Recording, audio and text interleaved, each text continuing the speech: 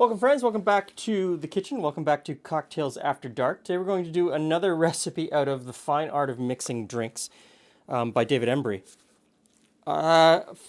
Fascinating book, a book that I love to dislike. So today we're going to do a recipe called the Westchester Special.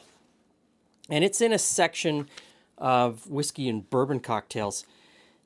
And the way the book is laid out is that he gives you the base cocktail and then shows you how if you change this, it becomes something else. So we come down to what we're doing today, the Westchester Special. And he says about this cocktail, if we substitute lime juice for the Dubonnet, this is from the previous cocktail, we have the Westchester Special. This is a very dry cocktail. I've already said that French vermouth does not blend well with whiskey, as Italian vermouth, nor lime juice as well as lemon. Yet here is a cocktail that uses both French vermouth and lime juice, and at the Westchester Country Club at least, it seems to be reasonably popular. I know better cocktails, but I must admit it's not bad. So with that ringing endorsement of not bad, we're going to give the Westchester Special a try, and we're going to try two different bourbons to see what happens. Now we're going to start out with lime juice, and this is our super lime. Still going strong in the fridge. Really love this stuff. Check out that video. Then we're going to try, this is a French vermouth. It is a dry white vermouth.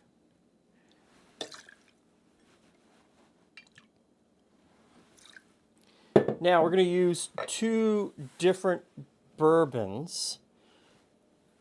And this is the small batch 1792. We'll give this a shot, see what it tastes like. And change the jigger so that we don't cross-contaminate. This is Weller Antique.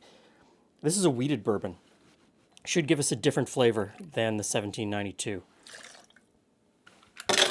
We will ice and shake.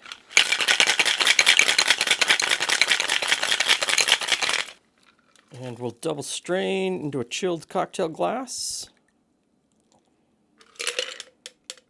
Hey, Glenn. Hey, Jules. Hey, friends. So, this is... What have we got today? The Westchester Special. The Westchester Special. I'm expecting, based on the commentary from the book, something that's not bad. Well, that seems like sign me up for not bad. Sign me up for, yeah, I know. It's like people are clamoring to get the cocktail that's not bad. Why is it in the book if it's only not bad?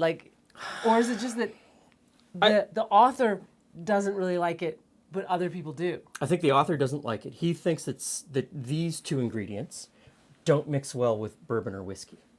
But clearly some people do, and apparently at the Westchester Country Club, they like this cocktail.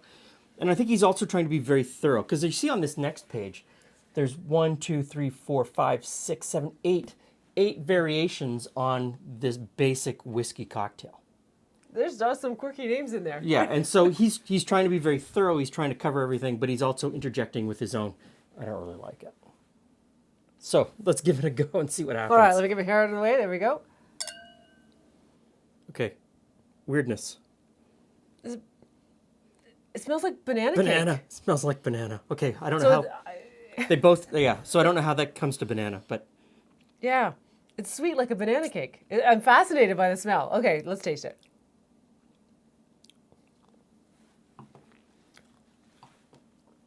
I'm not sure I'd even give it an okay. Okay, so... I think he's being polite by saying okay. This one is the wheated bourbon, the Weller wheated, and this is the 1792. Oh, yours is more banana-y. That one had a sweeter banana smell than this one. This was definitely like a mock banana. Okay.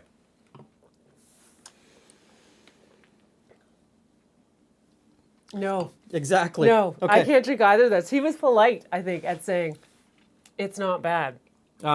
Of the two, I think I could... That's the better of the two? Yeah. That one didn't make me like this. I had like a visceral kind of flavor to it. Okay, so clearly not for us. Maybe you'll like it. No. Maybe you won't. No.